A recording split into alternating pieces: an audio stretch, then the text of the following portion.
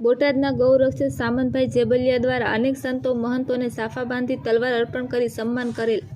બોટાદના બહુમુખી પ્રતિમા ધરાવતા અનેક સામાજિક, ધાર્મિક, રાજકીય સંસ્થાઓ, સંગઠનો સાથે જોડાયેલા બોટાદના જાણીતા ગૌરક્ષક સામંતભાઈ જેબલિયા દ્વારા મહાકાળી ધામમાં કથા દરમિયાન અનેક સંતો મહંતોને રજવાડી કેસરિયા સાફા બાંધી રજવાડી તલવાર અર્પણ કરી રજવાડી ઠાઠથી વિશેષ સન્માન કરી આશીર્વાદ મેળવેલ. તેમાં અમદાવાદ જગન્નાથજી મંદિરના મહંત શ્રી જગતગુરુજી દિલીપદા બાપુ તથા અખિલ ભારતીય સંત સમિતિના અધ્યક્ષ શ્રી રાજેન્દ્રદાસ બાપુ તથા બોટાદ મહાકાળીધામના મહંત શ્રી કે.જે.ઓ. શ્રી 1008 મહામંડલેશ્વર અને અખિલ ભારતીય સંત સમિતિના બોટાદ જિલ્લાના અધ્યક્ષ કે.જે.ઓ. અત્યારે શ્રીમદ દેવી ભાગવત કથાનું રસપાન કરાવી રહેલ શ્રી ભાવેશ બાપુ શુકલ વગેરેનું સન્માન કરી અંતરના આશીર્વાદ પ્રાપ્ત કરેલ તેમ બોટાદના ગૌરક્ષક સામંતભાઈ જેબલિયાની યાદીમાં જણાવાયું છે. જય ગૌ માતા. આપનો પરિચય? હું અનેક સામાજિક, ધાર્મિક સંસ્થા સંગઠન સાથે જોડાયેલો અને ગૌરક્ષક સમિતિના ગુજરાત પ્રદેશ સંગઠન મંત્રી અને રાજ્યના ઉપાધ્યક્ષ અને કાઠી ક્ષત્રિય સેનાના પ્રમુખ સામંતભાઈ જેબલિયા બોટાદ. સામંતભાઈ, આજે મહાકાળી ધામે તમે આવ્યા છો, શું કહેશો?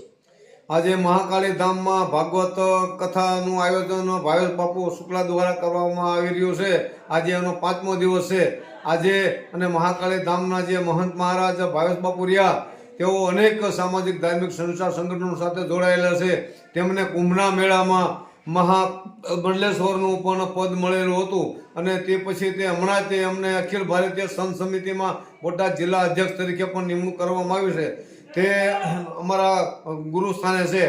એટલે આજે એમને આ 5મા દિવસની કથામાં આવી અને ભાવેશ બાપુ શુક્લાને રજવાડી સાફો બાંધી સાફામાં કલંગી લગાડી રજવાડી તલવાર અર્પણ કરી અમે એમનું રજવાડે ઠાઠે સન્માન કરેલ છે.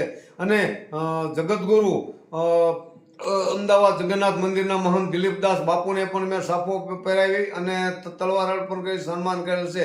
તેમજ સંત સમિતિના અધ્યક્ષ અને નિર્માળી અખાડાના અધ્યક્ષ રાજેન્દ્રદાસ બાપુ દ્વારા બાપુને પણ મેં રજવાડી સાફો બાંધી અને રજવાડી તલવારથી સન્માન કરી અને એમના બધાના આશીર્વાદ મેળવેલ છે. અને ભાવેશ બાપુના હું દરેક કાર્યક્રમમાં હું જાઉં છું. દરેક ભાવેશ બાપુ અમારી સાથે ગૌરક્ષક સમિતિમાં પણ વર્ષોથી જોડાયેલા છે. જય ગૌ માતા, જય મા મહાકાળી.